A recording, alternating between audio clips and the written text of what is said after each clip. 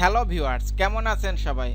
আজকের ভিডিওতে আমি দেখাবো কিছু কিছু পিকচার আছে যেগুলো ফটোশপে ওপেন করলে সাপোর্ট করে না, সেগুলো কিভাবে সাপোর্ট করাবেন। তো আমার নাম দেবের মতো, আর আপনারা দেখছেন ডিএম টেকনিক। তো চলুন শুরু করা যাক।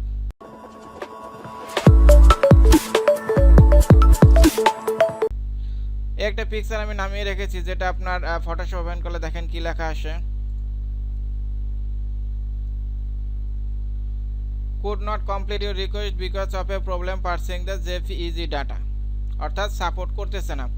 এখন আমরা ইউটিউবে অনেক ভিডিও দেখবেন, সেই ভিডিওগুলোর ভিতর একটা ভিডিও পাবেন, সেটা হচ্ছে আপনার এখান থেকে উইন আরে যদি ক্লিক করেন, এরপর এখানে যে দেখবেন রেজিডিট REGEDIT আছে, এরপর ওকেতে দেওয়ার পর ইয়েস এর পর আপনার এখানে এই যে আপনার এই যে কারেন্ট ইউজার আছে, এখানে যাওয়ার পর এখানে যে সফটওয়্যারে গিয়ে ফটোশপে গিয়ে এটাকে একটু কনফিগারেশন চেঞ্জ করে সাপোর্ট করানো হয়, সেটা দেখবেন যে সাপোর্ট করে। তা এই সিস্টেমটা কিছু কিছু সফটওয়্যারের ক্ষেত্রে সাপোর্ট করে, কিছু কিছু সফটওয়্যারের ক্ষেত্রে কিন্তু সাপোর্ট করে না। সো এই ঝামেলা দিয়ে কাজ নাই। আমি এমন একটা সিস্টেম দেখাবো যাতে কোয়ালিটি 100% ঠিক থাকবে এবং খুবই সিম্পল। তো অন্যান্য যে পদ্ধতিগুলো আছে সেগুলো কিন্তু আপনার যদি বেশি মডিফাই করেন পিকচারকে, তাহলে কিন্তু সেটা কোয়ালিটি ঠিক থাকবে না। তো দেখেন সেটা কীরকম। এখানে যে ছবিটা আছে এটার উপর ক্লিক করলে এখানে ওপেন উইথ, এরপর যে কোনো একটা ব্রাউজারে দেবেন। তো এখন ওপেন উইথ দিলে পর যদি ব্রাউজার না আসে, তাহলে এটা এখান থেকে যে ব্রাউজারটা আগে আর কি আপনাদের ওপেন করা থাকতে হবে। এরপর এটাকে ড্র্যাগ করে এখানে ছেড়ে দেবেন। এখন এটা লেফট ক্লিক করে এখান থেকে দেবেন copy image, not save image as, এখান থেকে দেবেন কপি ইমেজ। এবার আপনার ফটোশপ ওপেন করবেন।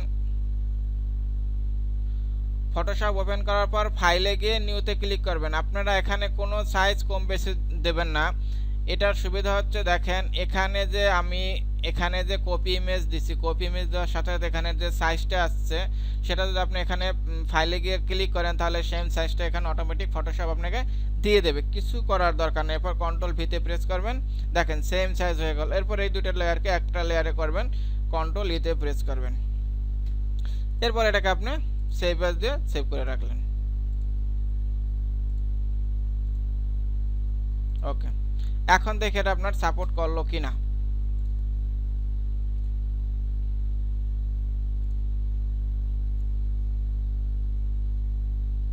এই দেখেন খুব সুন্দরভাবে কিন্তু এটা সাপোর্ট করছে। তো আপনার ইউটিউবে অনেক ভিডিও পাবেন এই যে এগুলো প্রবলেম হলে কীভাবে সলভ করবেন।